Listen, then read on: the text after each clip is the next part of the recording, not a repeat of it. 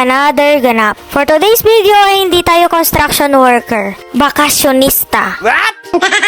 Maaga nga kaming gumising at papunta na kami sa airport. Dahil nga kapag kaming dalawa ang magkasama ay lagi kami naiiwan ng eroplano. Kaya hindi bali ng walang tulog, basta wag lang maiwan. Nakapasok na nga din kami dito sa loob ng airport at ayun na nga, gumaganda-ganda na din yung itsura dito, hindi na kagaya ng dati. Ayaw nga niyang sumama sa video pero sinasadya ko talaga siyang kuhanan. Dahil sa sobrang aga nga namin na hindi na kami kumain, dito na lang kami kakain sa may airport. Takot na takot maiwan yun. Sabi ko nga sa kasama ko ay videohan niya ako. Kung ayaw niyang makita sa camera, mag-video na lang siya. Papasok na nga kami at kinakabahan na naman ako. Baka may iwan na naman akong gamit dito. At buti na lang, wala naman. Naghahanap nga kami ng donut dito. Paano namin mahahanap? Donut nga. Hahanap na nga din kami ng makakainan. At gutom na ang mga alaga namin sa tiyan. Iritang-irita na naman siya kasi wag ko daw siya isama sa vlog ko.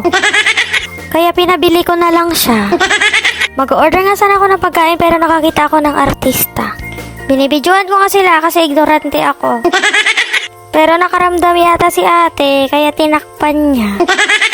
Sabi ko nga sa kanya siya na kumuha ng order para makita niya sila. At ito nga yung pagkain namin, tapa at longganisa. Nadelay nga din yung mga flight ngayon, kaya buti na lang, boarding time na. Maulan daw kasi, nakalimutan kong tanongin kay Kuya Kim ang lagay ng panahon. At sa wakas ka, nakasakay na din kami, magiging ibon na kami mamaya. At ang bilis nga lang din ng biyahe, kakapikit ko lang nakarating na kami. Nakarating na nga kami dito sa Isabela, kaya Ilocano mode on na. Bago nga kami umuwi ay kumain muna kami dito sa may kawayan. For this life. Masarap nga yung pagkain nila dito, pero masakit sa bulsa. Umuwi na nga din ako, nagbas na ako. Nasa baryo ka na kapag napapahedbang ka na. Nagpasundo na nga din ako dito sa may kanto at kasama pa to, bodyguard. Ganito nga lang din yung view sa amin, mas maganda pa sa'yo. Mapapakanta ka ng Nakarating na nga din kami dito sa bahay namin at may construction din. Nakabakasyon pero naka-duty pa rin. Ilang araw pa nga lang silang nagtatrabaho dito pero marami na silang naitayong poste.